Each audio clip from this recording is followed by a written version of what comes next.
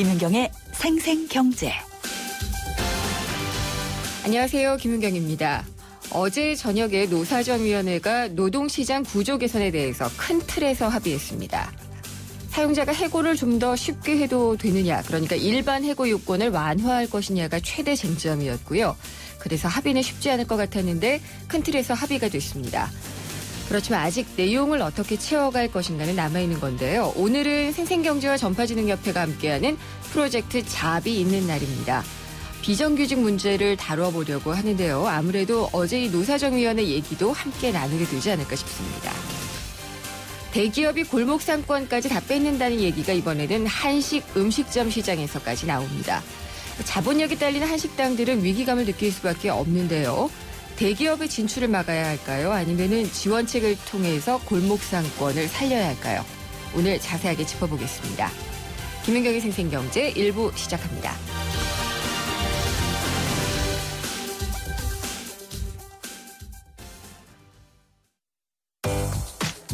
안녕하세요. 유플러스 모델 보아입니다. 최신 영화, 미드부터 인터넷 강의와 맛집까지 보고 싶은 비디오를 검색하면 카테고리별로 보기 쉽게 정리해주는 국내 최초 LTE 비디오 포털. 이제 보고 싶은 비디오 마음껏 즐기세요. 호주, 코알라만 떠올렸다면 호주TV 와일드 채널에 도전해보세요. 몬스터 악어에게 먹이 주기, 백상아리와 1대1 맞붙기. 이것은 호주에서 펼쳐지는 실제 상황. 내 마음속엔 호주가 온에어되고 있다. 호주 시드니 브리즈번 주 10일의 운항. Excellence in Flight, Korean Air. 저 잠깐 우리 아이들 상처 얘기 좀 들어볼까요?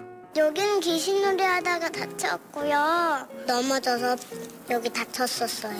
근데 다들 상처 안 보이는데? 어디 갔지? 부채표 후시딘이 세균 감염을 막아 빠르게. 상처엔 후. 부채표 후시딘. 동화약품. 발빠르게 전하는 증시 마감 시황. 따끈따끈한 오늘의 증시 소식과 함께 심층 분석 시작합니다. 오늘의 증시 분석. 네, 오늘 증시 어떻게 끝났는지 보겠습니다. SK증권 명동 PIB센터의 김순석 부장입니다. 안녕하십니까? 네, 안녕하십니까? 예, 오늘 월요일 시장 어떻게 끝났나요? 이제 월요일마다 이렇게 시장이 사람 가슴을 출렁출렁하게 만들고 있습니다. 안 좋군요. 네, 그렇습니다. 예. 거래 시장은 1931.45, 9.92포인트가 빠진 1931.45로 끝났고요. 코스닥 시장도 6.95포인트가 빠져서 662.88포인트로 끝났습니다. 네. 일단 오늘도 외국인들이 양시장 다 매도를 했는데요. 거래 시장에서는 582억 정도, 그리고 코스닥 시장에서는 311억 정도 매도를 했고요. 직원도 역시 매도했습니다. 거래 시장에서 300억, 코스닥 시장에서 368억 정도 매도를 했고, 개인만 양시장을 사면서 끝났습니다. 가장 중요한 변수는 역시 FOMC인가요? 지난주에도 이 얘기, 지난주에도 이 얘기. 네, 할 때까지는 계속. 예. 네, 그렇습니다. 아무래도 지금 지난 주말에 있었던 미국 시장의 영향도 좀 받은 것 같고요. 네. 그리고 오늘 중국 시장 영향도 받았는데 지금 미국 9월 금리 인상분 자체가 왔다 갔다 하고 있습니다. 그래서 지금 뭐 한다는 쪽 안 한다는 쪽이 많이 나오고 있는데 일단 시장 컨센서스 자체는 9월달에 하는 게 좋겠다라는 그런 쪽으로 하고 있는 것 같습니다. 그래서 지금 2008년 리먼 사태 이후로 지금 0.25%를 유지하고 있는 그런 부분인데요. 일단 목표 실업률 자체가 5% 가까이 내려왔지 않습니까? 네. 그러다 보니까 물가 상승률이 2%에 미치지 못한다 하더라도 이번에 금리 인상 어느 정도 해주는 것이 오히려 미국 경제가 그만큼 좋다는 어떤 인식을 시장에 심어줄 수 있다. 이런 인식들이 나오고 있는 것 같습니다. 그리고 여태까지 미국이 봤을 경우에 한 자국 경제를 우선으로 했지 이제 여타 다뤄도 글로벌 경기를 본 적은 별로 없었거든요. 네. 그래서 그런 점도 반영이 되고 있는 부분으로 보이고요. 일단 현지 시간으로 17일, 18일인데요. 우리 시간으로는 18일 새벽 3시에 예. 기준금리 관련돼서 기자회견이 있을 예정으로 있습니다. 현지 시간으로 16, 17일이고 우리 시장으로는 금요일 새벽 아닌가요? 예, 18일 3시입니다. 예. 예. 금요일 시장까지는 계속해서 미국 연준의 향방을 가지고 불확실성이 좀 지배를 하겠군요. 네, 그렇습니다. 지금 뭐 두근두근하죠. 예. 더군다나 중국 시장도 지난주 리커창 총리가 중국 경제에 뭐 경착륙은 없다라는 공언을 했음에도 불구하고 오늘도 한 2% 빠지는 모습을 보이고 있는데 그런 부분들도 역시 좀 불안불안하게 하네요. 네. 그럼 오늘 종목이나 업종별로는 특별한 모습을 보인 게 있었나요? 네, 뭐 특별한 이슈를 가진 건 없었는데요. 네. 단지 이제 지난주에 나왔던 보도 중에 하나인데 그동안 이제 중소형주들에 대한 신용 융자 부분이 상당히 문제가 됐었지 않습니까? 네. 그쪽에 이제 아무래도 바이오라든가 뭐 제약이라든지 여러 가지 것들이 몰려있기 때문인데 그게 한 5조에서 3조 원대로 한 2조 정도 줄었다는 얘기가 나오고 있습니다. 그리고 일단 뭐 정치자들이라든가 중국 국경자 관련돼서 중국 사람들의 한국 방문 자체가 이제 거의 예전 상태로 돌아갔다. 메르스 사태 이전으로 돌아갔던 보도 나오고 있어서 화장품 관련주들이 좀 움직임이 눈에 띄고 있었고요. 또 하나는 계속 나오는 부분이 이제 삼성페이 관련주가 움직이고 있습니다. 핀테크 관련주라고도 보통 하는데요. 그쪽이 움직임이 좀 있었고 그리고 여타 부분 자체는 거의 개별 종목 성적으로 움직이고 있어서 특별한 어떤 움직임을 찾기는 어려운 부분입니다. 예, 금요일까지는 계속될 것 같네요. 오늘 말씀 잘 들었습니다. 감사합니다. 네, 감사합니다. SK증권 명동 PIB 센터의 김춘석 부장이었습니다. 오늘 하루 당신이 꼭 알아야 할 경제 뉴스는 중요한 경제 뉴스를 콕콕 집어드립니다. 네, 오늘의 주요 경제 뉴스입니다. 뉴스원의 최명영 기자 연결하겠습니다. 안녕하십니까? 네, 안녕하십니까? 추석 선물하면 아무래도 좀 고급스럽고 또 받기에도 좋은 게 정육 세트잖아요. 그렇죠. 네. 근데 쇠고기 가격이 많이 오르고 있어서 한우보다는 호주산이 뜬다는 얘기가 있나요? 그렇습니다. 이게 명절이다 보니 어쨌건 가격이 비싸도 한우 선물을 하는 게 심리일 텐데요. 예. 올해 한우값이 워낙 올라서 한우 대신 호주산 세트가 꽤 많이 팔리고 있다고 합니다. 한 백화점이 최근에 자체 조사한 결과이긴 한데요. 지난 7일부터 10일까지 호주산 소고기 정육 세트 매출을 봤더니 작년에 비해서 110% 정도 늘어났다고 합니다. 네. 한우 선물 세트 늘어나는 건 약 50% 정도였고요. 그러니까 추석 시즌이 다르니까 7, 10일로 비교를 했을 적에 올라간 거는 그게 좀 의미가 있는 거죠. 호주산이 그러면은 한우에 비해서 가격 경쟁력이 확실하게 있는 건가요? 그런 것 같습니다. 이 백화점에서 한우 1플러스 등급으로 등심 로스, 스테이크, 채근 로스, 안심 스테이크 네. 이렇게 네 부위를 0.6kg씩 한 근씩 2.4kg를 담아서 파는 게 48만 원이라고 합니다. 한우가요? 그렇습니다. 예. 비슷하게 호주산으로 해서 이 등심 스테이크나 등심 구이, 부채살 구이 이런 부위로 해서 똑같이 2.4kg를 담으면 한 25만 원 정도. 거의 절반이네요. 절반 가격으로 예. 떨어지고요. 국거리, 불고기 이런 게 조금 가격이 낮은 부위로 호주산을 채우면 13만 원 정도에 판다고 합니다. 그러니까 가격 차이가 꽤 많이 나는 것 같습니다. 그렇군요. 한우 가격이 또 워낙에 또 명절이다 보니까 수요가 있어 더 오르기도 할 것 같기도 하고요. 그렇습니다. 예. 최근 한우 도매 가격으로 보면 1플러스 등급이 키로당 21,246원 이렇게 팔리고 있거든요. 작년보다 한 20% 정도 오른 거고요.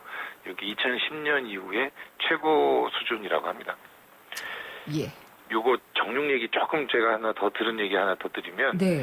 이 가격이 오르는 게 한우 사육 두수가 줄면서 이렇게 나타난 현상이고요.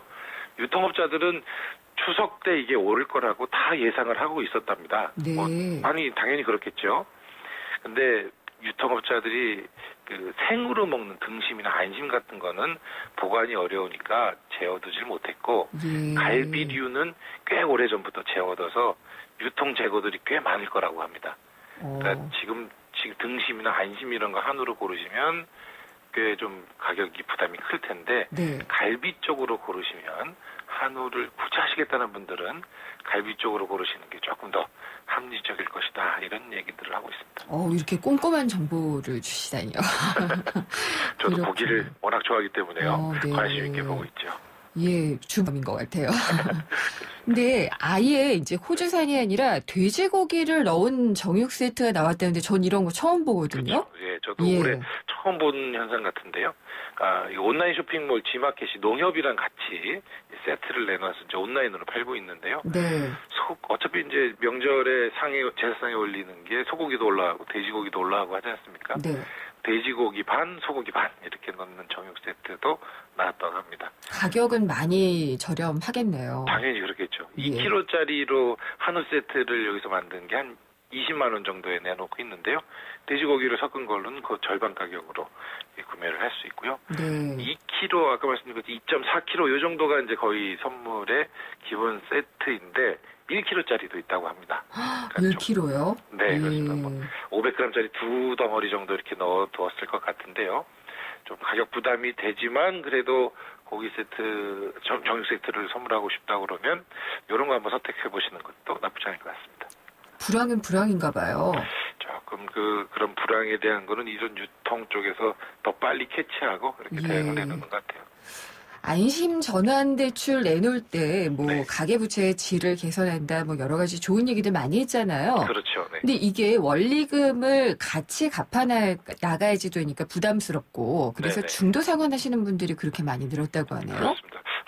시행된 지 한 반년 정도 됐는데 네. 벌써 중도 포기자들이 꽤 많이 늘었고요. 다시 그러니까 이분들이 다 갚는 게 아니라 다른 대출로 갈아타는 거죠. 그게 정확하게 나타나지는 않지만 예. 그랬을 가능성이 거의 90% 이상 네. 있겠죠. 3월에 출시가 됐고 그 안심전환 대출 나온 금액이 1, 2차 판매통에서 한 32조 원. 아주 그 당시만 해도 이게 가계부채의 해결책인 것처럼 이렇게 막 얘기가 됐었는데 반년 정도 지나고 보니까 중도 상환된 금액이 2,348억 원이었고요. 네. 건수로는 3,108건, 3,100여 명이 안심 전환 대출을 이제 중도 상환하고 그 전에 그러니까 원리금 그러니까 이자만 내고 나중에 원금을 갚는 그런 일반 대출로 돌아선 것 같습니다.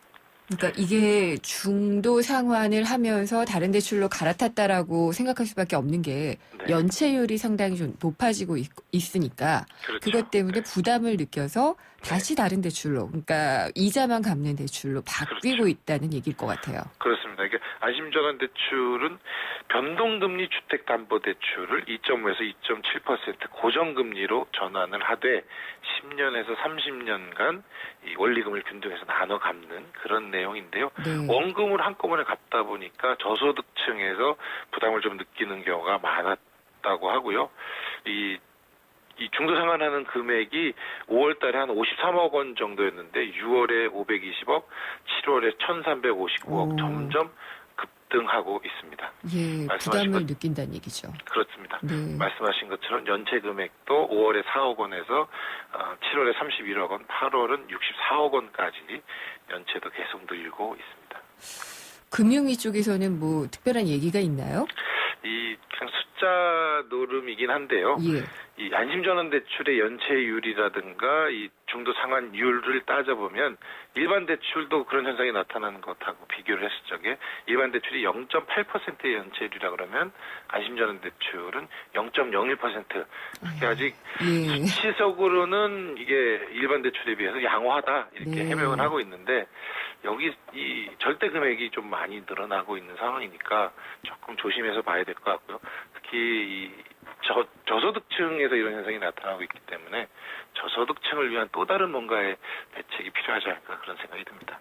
네, 그러니까 이 저소득층에는 아마 중산층도 포함될 거라는 생각이 들긴 하는데요. 네, 그렇죠. 다들 자금 사정 쉽지 않잖아요. 그렇죠. 근데 고액 자산가들은 늘 이 세금 체납 문제랑 연관이 되어 있어요. 참 이런 거는 말씀을 드리면서도 같이 울분을 토하게 되는데요.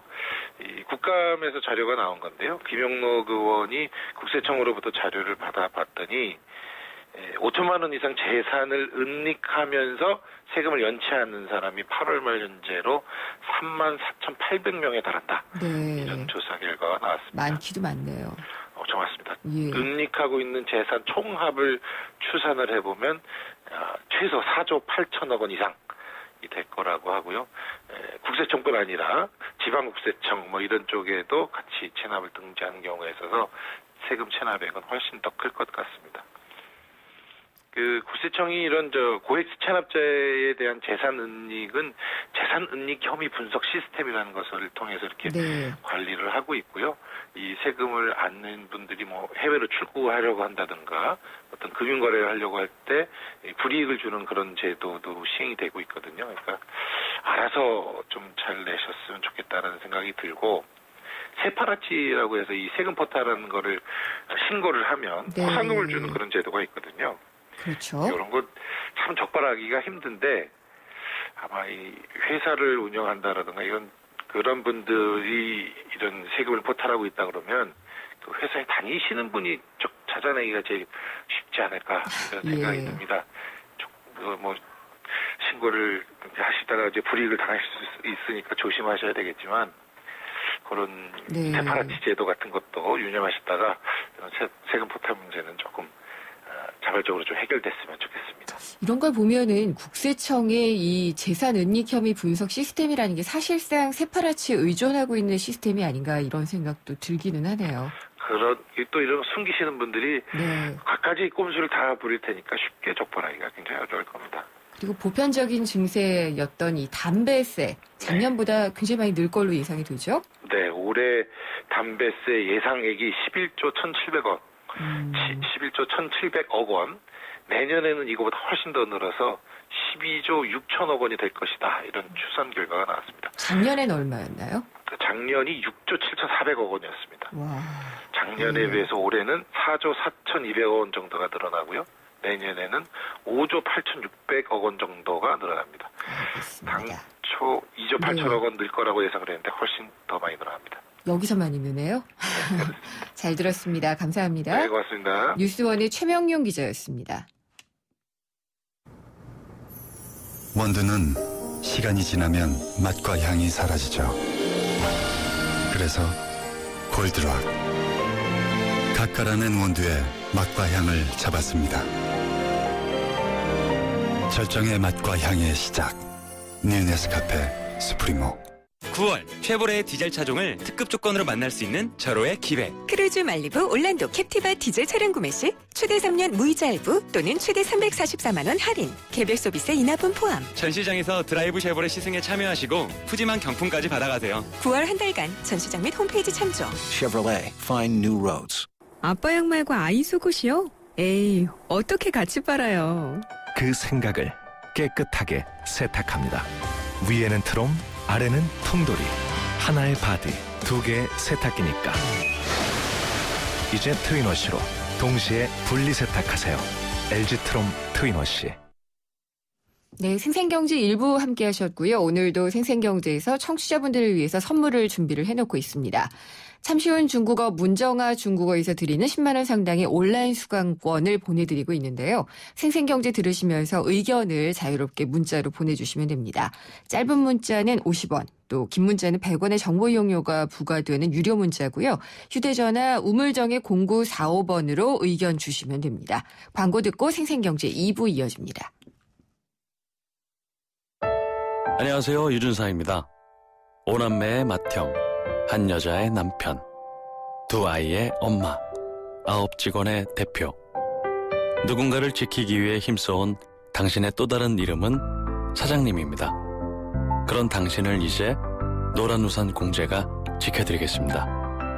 연 300만 원 소득공제는 물론 압류 금지로 보호받고 연 복리 이자에 상해보험 무료 가입까지 노란우산 공제와 함께하면 사업을 시작할 때도 사업이 끝난 후에도 든든합니다. 사장님의 희망자산 노란우산 공제. 안녕하세요. 도박 중독 예방을 위해서 노력하는 개그맨 황기순입니다. 저는 요즘 도박 중독을 예방하기 위해 강연을 다니는데요. 지금도 우리 주위에는 많은 사람들이 도박 문제로 고통을 받고 있습니다. 본인이나 가족이 그런 고통 속에 있다면 24시간 상담 전화 1336을 눌러보세요. 전문가들로부터 도움을 받는 희망의 빛 상담 전화입니다. 도박 문제 전문가와 상담하세요. 국번 없이 1336.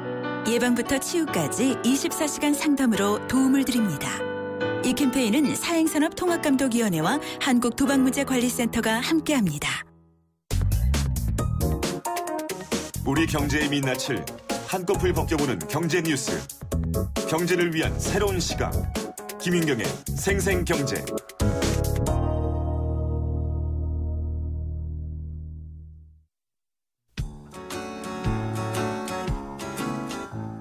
프로젝트 집앤잡 제2탄. 최고의 경제정책은 일자리다. 대한민국 일자리의 다양한 모습을 살펴봅니다.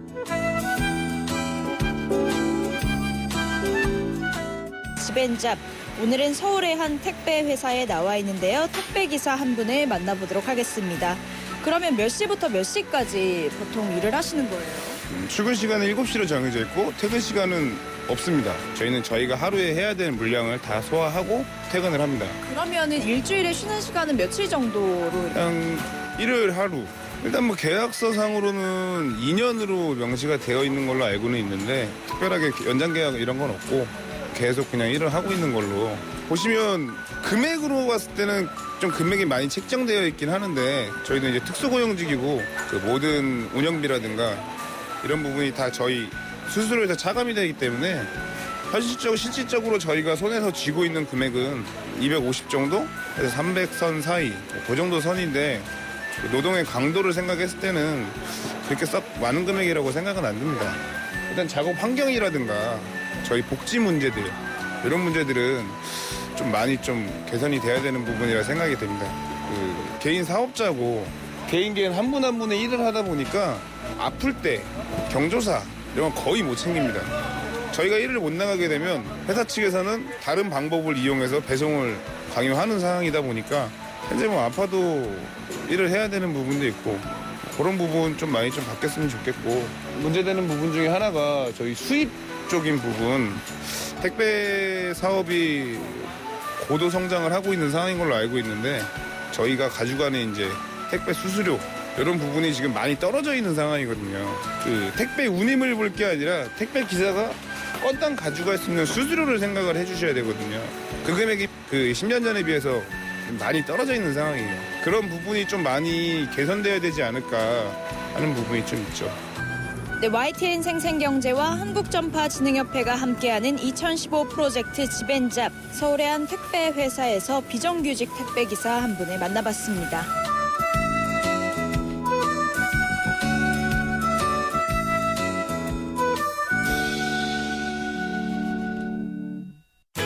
쉐보레 디젤 차종을 특급 조건으로 만날 수 있는 절호의 기회. 크루즈 말리부 올란도 캡티바 디젤 차량 구매 시 최대 3년 무이자 할부 또는 최대 344만 원 할인. 개별 서비스 인하분 포함. 전시장에서 드라이브 쉐보레 시승에 참여하시고 푸짐한 경품까지 받아가세요. 9월 한 달간 전시장 및 홈페이지 참조. Chevrolet, find new roads. 호주 워킹 홀리데이만 떠올렸다면 호주TV 무비 채널을 추천합니다.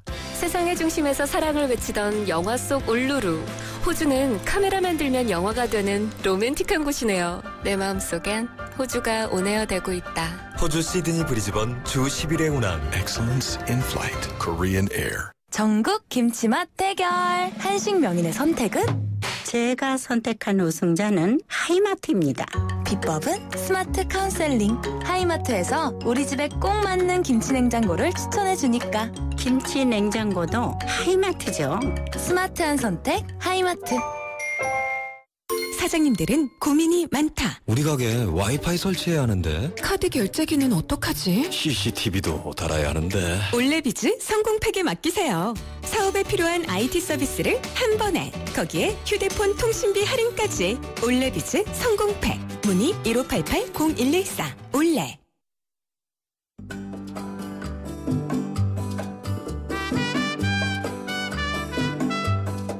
2015년 삶의 질 높이기 프로젝트 지벤잡 제2탄.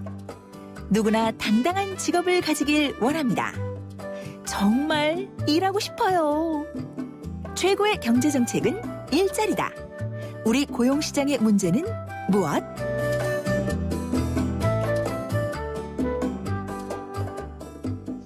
생생경제와 한국전파진흥협회가 함께하고 있는 2015 장기 프로젝트 지벤잡. 2탄은 잡입니다. 일자리. 최고의 경제정책은 일자리다. 대한민국 일자리 문제에 대해서 심층적이고 연속적으로 알아보고 있는데요. 프로젝트 잡을 여러분과 함께하고 있습니다. 오늘은 두 번째 시간인데요. 비정규직 문제의 현실과 과제라는 주제로 얘기를 나눠보도록 하겠습니다. 함께해 주실 분을 스튜디오에 모셨는데요. 고려대 노동대학원 교수이시고요. 서울노동권익센터의 소장을 맡고 계신 김성희 교수님입니다. 안녕하십니까? 예, 안녕하세요. 네, 나와주셔서 감사합니다. 일자리 형태가 워낙 많기는 한데 비정규직이라고 하면은 사실 그 세부적인 내용이 다 다른 분들이 또 많이 있잖아요. 비정규직이라면 뭐라고 정의를 내려야 될까요? 그 정규직 정규직을 정의한 다음에 정규직이 아닌 특성을 안 갖고 있는 분들이 비정규직이다 이렇게 정의를 하는데요. 네. 정규직이라고 하면 정년 보장이 되고 네. 전일제로 일하고 또 이제 한 사용자 밑에 고용 계약을 맺고 그 사용자의 사업장에서 일하는 사람입니다. 네. 이렇게 얘기하면 좀 어려울 수도 있는데 반대의 경우를 예. 들어보면 네. 정년 없고. 보장되지 않는 예. 기간제, 계약직, 임시직, 일용직 이런 경우가 이제 비정규직의 한 형태고요. 또 한 형태가 전일제가 아니면 이제 단시간, 네. 알바 이런 그러니까 시간 40시간제를 충족시키지 못하는 분들이 있고 세 번째는 한 사용자 밑에서 일하지 않는다라는데 고용돼 있는 사업장은 중소기업인데 네. 일은 대기업 가서 하는 파견. 예, 네. 파견, 용역, 도급 예. 뭐 이런 다양한 이름으로 불리는 간접 고용 노동자들이 이제 비정규직의 또 한 형태고 지금 가장 많이 늘어나는 형태입니다. 네. 또 하나가 이제 택배나 화물기사 등처럼 자영업자의 신분으로 돼 있지만 사실상 고용관계의 특성을 많이 갖고 있는 분들, 그렇죠. 특수고용 종사자라고 그럽니다. 예. 이런 분들이 이제 비정규직 노동자에 속하는데요. 비정규직 노동자들이 뭐 이런 고용 불안정에 덧붙여서 임금도 낮고 예. 국가복지나 기업복지에서도 차별을 겪고 있는 이런 삼중고에 직면해 있는 다양한 형태가 있고 네. 여기에 이제 우리나라 자영업자 중에 3분의 2는 실업과 비정규 취업과 자영업을 오가는 그런 불안정한 사람들이고 굉장히 현실적인 얘기를 해주셨는데. 실업자 중에서도 뭐 공식 실업률은 4%지만 실질 실업률은 17% 이상이거든요. 네. 이렇게 실질 실업에 직면해 있는 분들 이런 분들까지 이게 불안정한 고용과 그런 소득에 직면해 있는 분들까지 네. 확대된 개념으로 볼 수도 있다. 비정규직 플러스 불안정 고용. 불안정 고용까지. 예. 그렇네요. 그리고 보면은 정부에서 얘기했던 시간 선택제 일자리 이것도 사실 비정규직 아닌가요? 정규직처럼 대우를 해준다고는 하지만. 원래는 뭐 정규직형 시간제를 만들겠다. 예. 정년이 보장되는 시간제를 만들겠다고 하는데 우리나라는 이제 전일제로 일하면서도 임금 절반 이하로 주고 네. 이게 수시로 필요할 때 쓰고 아니면 해고할 수 있는 비정규직의 대다수를 차지하고 있죠. 그런데 단시간 쓰고 네. 정년을 보장하는 그런 고용 형태를 여기에 삽입시킨다라는 게 사실 불가능하기 때문에 그 얘기는 좀 쑥 들어가고 네. 시간 선택제를 만들었는데요. 그게 이제 온전히 자리 잡는 것은 불가능하다. 이거는 쉽게 싼 값에 쓸 수 있는 비정규직이 널려 있는데 이런 형태를 쓰라고 해서 한다고 해서 도입되겠느냐 하는 게 문제죠. 네, 그 부분도 한번 짚어보기는 해야지 될 것 같고요. 근데 근로자 중에서 비정규직이 차지하는 비중이 생각보다 훨씬 높잖아요. 예. 어느 정도나 될까요?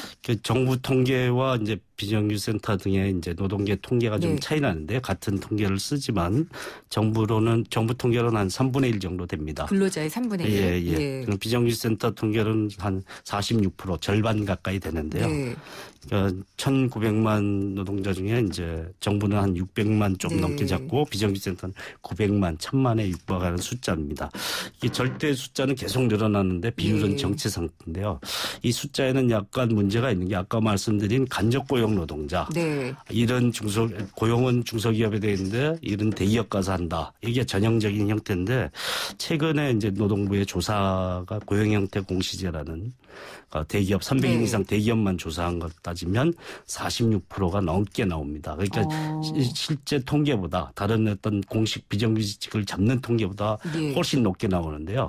원래 대기업들은 비정규직을 상대적으로 적게 쓴다. 중소기업보다 이렇게 알려져 있는데 실상은 그렇지 않다. 이게 정확하게 잡으면 50% 넘게까지 잡아야 된다라고 볼 수 있는데요.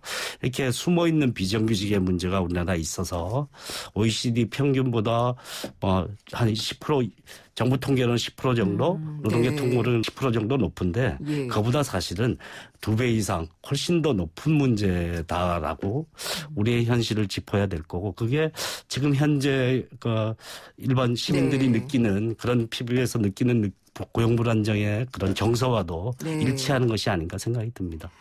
이게 사실 비정규직이라고 해도 정규직하고 차이가 별로 나지 않는다면 사실 문제가 크지 않을 텐데 예. 차이가 점점 더 벌어지고 있는 게 문제라고 볼 수 있을 것 같아요. 예. 저 차별.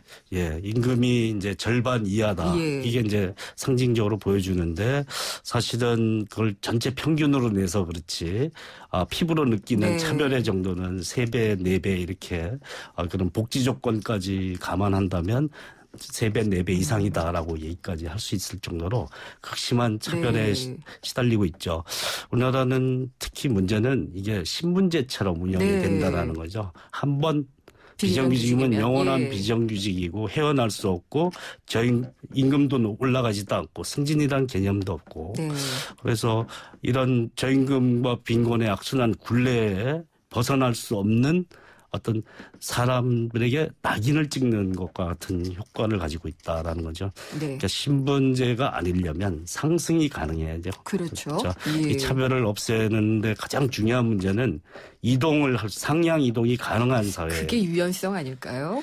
그게 진정한 좋은 의미의 유연성이죠. 예, 좋은 의미의 유연성이겠죠. 네.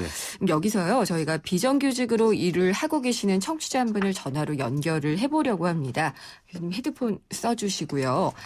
본인이 요청을 해왔기 때문에 저희가 가명으로 소개를 해드리려고 합니다. 비정규직 근로자이신 박은미 씨 전화 연결하겠습니다. 박은미 씨 안녕하십니까? 네, 안녕하세요. 예, 저희 인터뷰 응해 주셔서 감사드립니다. 네. 언제부터 비정규직으로 일을 하셨나요? 저는 지금 작년 봄쯤부터 해서 한 1년 반 정도 비정규직으로 일하고 있어요. 그러면 혹시 학교 졸업하신 지 얼마 안 됐나요? 네, 그래요. 네. 나이가 그러면 얼마 안 되실 것 같은데. 네. 제가 죄송하지만은, 학력을 여쭤봐도 될까요? 네, 저는 서울 중위권 대학 4년제 대학을 졸업했고요. 네. 지금 현재 20대 중후반 나이입니다. 그러시군요. 그러면은 다른 기회도 있지 않았을까 싶은데 비정규직으로 일하고 계시는데 어디에서 어떤 식으로 대략 일을 하고 계신 건가요? 지금 서울 수도권에 있는 중견 건설 회사에서 현재 계약직으로 사무직으로 일하고 있습니다. 주변 정규직과의 차이 많이 느끼세요? 네, 문득문득 느낄 때가 좀 많아요. 예, 어떤 것들이 있나요? 예를 들면은, 사실상 그분들이 하는 일과 거의 똑같은 업무를 나눠 가질 때가 많은데, 네. 그게 예를 들어서 일을 하다 보면 야근으로 넘어가게 되면은 그분들은 당연히 수당이 나오는데, 저 같은 경우는 차이가 별로 없는 일을 하면서도 임금이 고정된 임금을 받으니까 그런 것에서 오는 의욕 저하도 있는 것 같고요. 네. 그리고 부모님이 갑자기 편찮으시다거나 하는 일이 있었는데, 그럴 때도 이렇게 병가를 낸다거나 이렇게 할 수가 없으니까. 네. 네, 마음이 좀 그렇죠. 휴가 같은 경우에는 좀 이렇게 인정상 이렇게 해주고 그런 건 없나요? 그렇게 있었는데 그때 광복절 즈음해서 한번 쓰긴 했지만 좀 그냥 그랬어요. 그러니까 지금 학력도 딸릴 거 없고 그런데 이렇게 똑같이 일을 하고 있는데 거의 그런데도 이런 차별을 받게 되면 아무래도 좀 서러울 때가 많이 있을 것 같아요. 네네. 네. 근데 지금 1년 반 정도 일하셨다고 했잖아요. 네네. 2년 되면은 어떻게 돼야 되나요, 이거에? 저 같은 경우도 이게 보통 주변에 말 들어보면은 20개월 정도 하면은 이렇게 서류상으로 해제가 된 다음에 다시 재고용을 하는 이런 식으로 그러니까 서류상의 해고가 되는 경우가 많다고 해서 저 같은 경우는 아직 20개월이 곧 되는 시점이기 때문에 저도 약간 좀 눈치가 보이는 상황입니다. 그러면은 박은미 씨는 어떻게 하실 계획이세요? 지금 현재로서는 저 같은 경우는 올해 시험을 준비하다가 대기업에 되지 못해서 일단 공백 없이 바로 온 케이스이기 때문에 다른 시도도 하고 있지만 지금 현재로서 바라는 건 그냥 해고보다는 이 일을 좀 이어갔으면 좋겠습니다.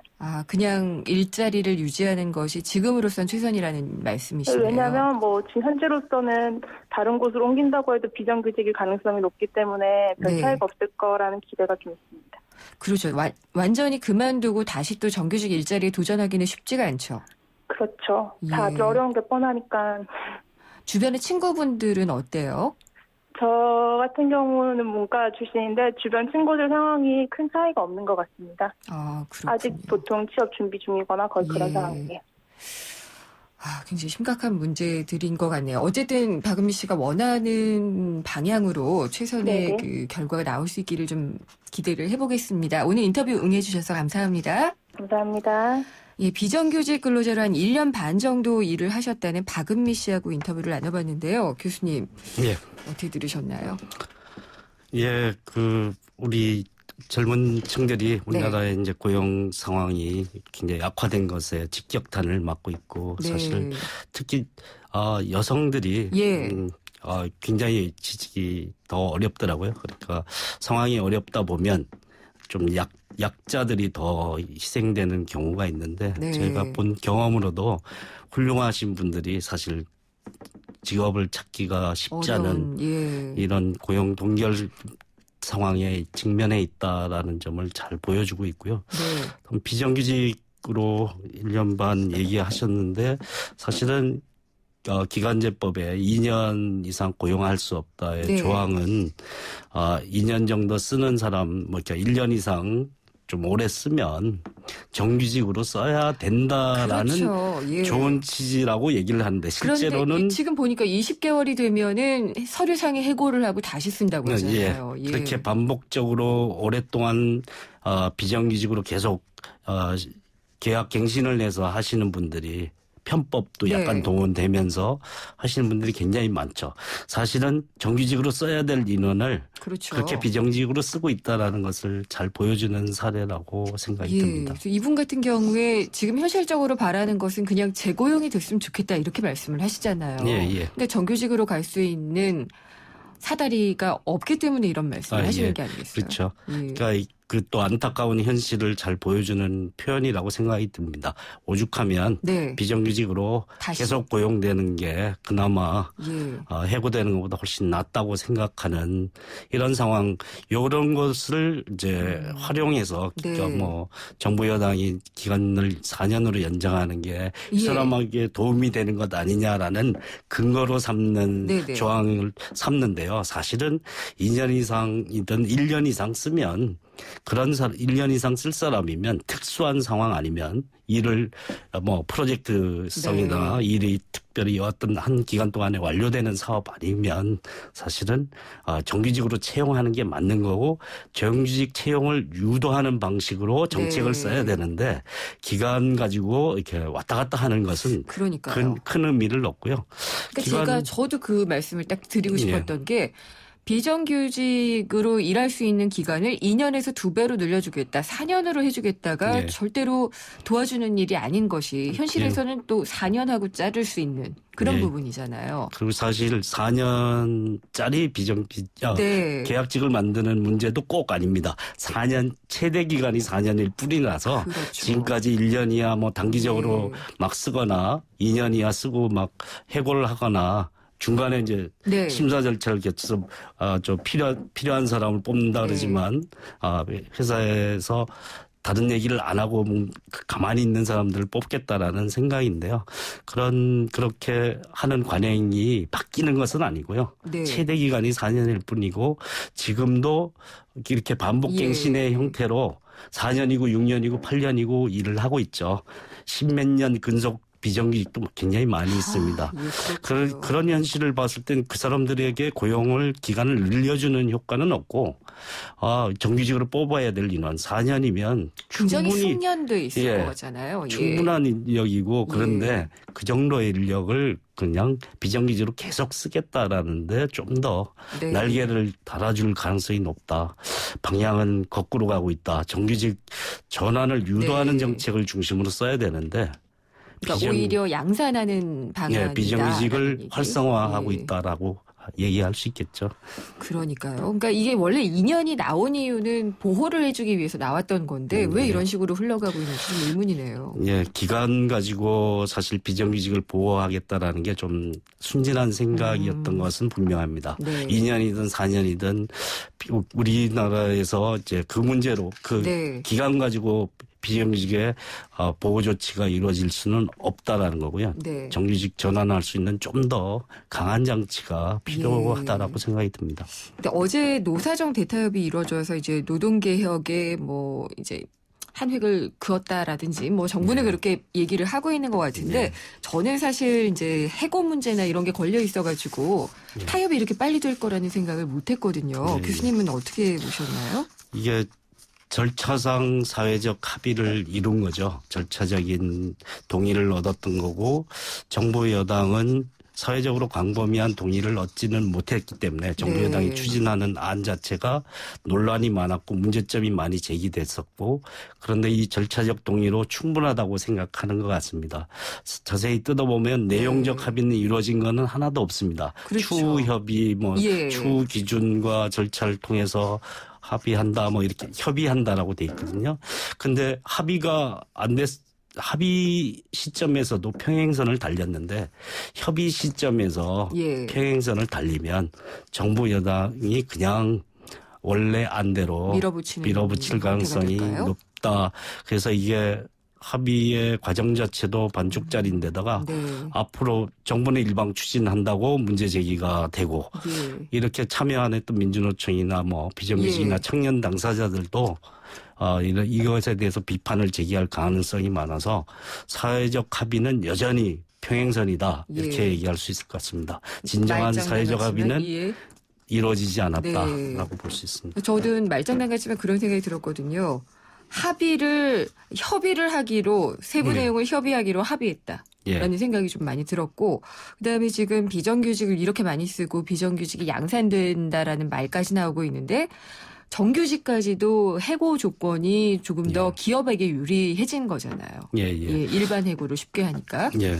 간단히 말하면 비정규직과 정규직의 차별을 없애는 방법 중에 하나는 정규직을 비정규직처럼 아무 때나 해고 가능하게 만드는 방법이 있겠죠. 하향 평준화죠. 하향 평준화의 방법을 정부 여당은 선택하고 있고 그 방향으로 한 단계를 나간 것이다. 이렇게 평가할 수 있을 것 같습니다. 그렇군요. 그러면은 점점 기업에게는 그러니까 사용자 측에는 유리해지고 이 근로자 측에는 불리해지는 노동시장이 된다면은 이거는 행복하게 가기가 쉽지 않을 것 같다는 생각이 좀 들기는 하는데요. 근데 청년들이 요즘 몇 포 세대 이런 얘기 많이 하잖아요. 3포, 4포. 그래서 요즘에는 포기할 게 너무 많다 그래서 N자를 넣어가지고요. N포 세대라는 말까지 나왔는데 그래도 취업을 하고 싶으니까 비정규직 일자리라도 가는 게 아니겠어요. 근데 비정규직을 정규직 수준으로 끌어올릴 수 있는 방안이란 어떤 걸까요? 그 비정규직과 정규직의 임금 차이가 이제 도드라지게 많이 보이지만 아까 말씀드렸을 때 신분제처럼 운영된다는 건 임금만이 아니라 복지나 어떤 사내 대우나 같은 인사상의 처우에 있어서도 사실 다른 별개의 인간으로 취급하죠. 그렇게 진행되고 있기 때문에 우리나라에서 이 문제를 해결하기 위해서는 임금 차별이란 눈에 보이는 차별을 해소하는 방법 갖고는 안 되고 정규직과 비정규직이 정규직으로 이동 가능하고 하도록 그리고 정규직과 동일한 업무를 하는 사람에게는 정규직의 지위를 부여하도록 하는 방안이 중요하다고 생각이 듭니다. 저희가 시간이 많지 않아서 여기서 마무리를 해야 될 것 같은데 오늘 말씀 잘 들었습니다. 감사합니다. 지금까지 생생경제와 한국전파진흥협회가 함께하는 장기 프로젝트 지벤잡 제2탄 최고의 경제정책은 일자리다. 비정규직 문제를 가지고 김성희 고려대 노동대학원 교수님과 함께했습니다. 생생경제 특별기획 프로젝트 지벤잡. 이 프로그램은 방송통신위원회의 방송통신발전기금을 지원받아 제작됐습니다. 색가루과 흰옷이요? 시간이 걸려도 따로 빨아야죠. 그 생각을 깨끗하게 세탁합니다. 위에는 트롬, 아래는 통돌이. 하나의 바디, 두 개의 세탁기니까. 이제 트윈워시로 공간도 시간도 절약하세요. LG 트롬 트윈워시. 인생의 동반자는 좋은 플러스가 되죠. 우리 몸에도 좋은 플러스가 있습니다. 최불암 씨는 새로 나온 인사돌 플러스로 바꿨습니다. 잇몸 속은 잡아주고요. 겉은 지켜주고 아주 효과적인 인사돌 플러스. 붓고 시리고 피나는 잇몸을 건강하게 인사돌 플러스. 새로 나온 인사돌 플러스. 잇몸에 좋은 동반자죠. 안녕하세요. 유플러스 모델 보아입니다. 최신 영화 미드부터 인터넷 강의와 맛집까지 보고 싶은 비디오를 검색하면 카테고리별로 보기 쉽게 정리해주는 국내 최초 LTE 비디오 포털. 이제 보고 싶은 비디오 마음껏 즐기세요. 조인성입니다. 수트를 입을 때마다 조금이라도 불편함을 느끼셨다면 파크랜드 스트레치 수트는 그런 당신을 위한 옷입니다. 움직임은 더 자유로워지고 구겨질 걱정은 사라졌습니다. 열심히 뛰어야 할 당신, 준비되셨나요? 파크랜드 스트레치 수트. 왜? 코웨이 모든 침대는 상단이 분리될까? 침대는 몸에 닿는 부분부터 오염되잖아. 아하. 더러운 상단을 분리해 언제든 새 터퍼로, 그리고 전문가의 관리까지. 위생까지 책임져야 진짜 침대다. 코웨이 매트리스 케어 렌탈 1588-5200. 김은경의 생생경제 2부 포스코와 함께 있습니다. 잠시 후 4시 뉴스 듣고요. 3부에서 찾아뵙겠습니다.